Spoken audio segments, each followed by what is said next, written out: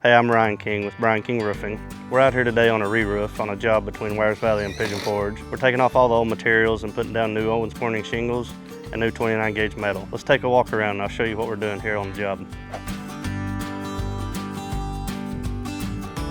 So one of our major concerns when we're up here working in the mountains, of course, is going to be high winds. We're up here exposed on top of this mountain, and this place is just going to get battered with high wind, blowing rain. So a few things we're doing here to help prevent wind infiltration from the rain is going to be this peak trim that we cap the top of the shingles off with here. That way we don't have any wind-driven rain that's blowing in the top of the roof.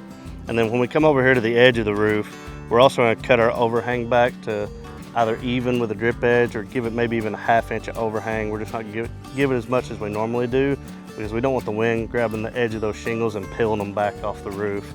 And so when we do that, we nail our starter shingle really close to the edge, and we're going to 6-nail all these shingles up here on this roof. That way the wind don't blow them off. Okay, so we moved up to the shingle part of the roof, wanting to talk about this sidewall flashing, kind of what we had going on here and what we discovered when we took the roof off. We pulled the roof off and we figured out that the flashing along the stone wall was not installed correctly. So we had to take a lot of the stone off right here, install new step flashing going all the way up this wall.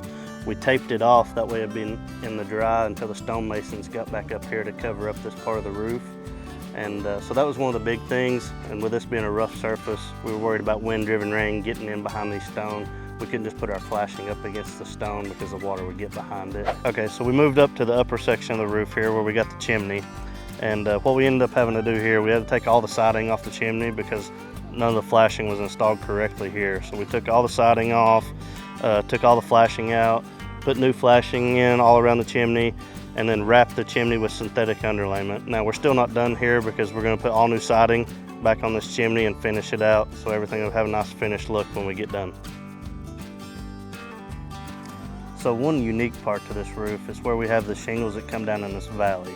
Now at this valley, we've already taken the metal off this part of the roof so you can see what's going on here, because we're going to have metal panels that go over here. We were worried about the water coming off these shingles. With this radius, it gets steeper as it comes down to the valley. So we put a valley in with a taller rib in the middle, and that blocks that water, and it's going to divert the water down the valley and away from the roof. And as a secondary barrier protection, we also put a self-sealing ice and water barrier in this valley to prevent any water from getting through and penetrating down to the wood. So no matter how complex or custom your roof is, our goal at Brian King Roofing is the same every time. Do it right the first time. So if you're in Sevier County or East Tennessee, give us a call. We'd be glad to help.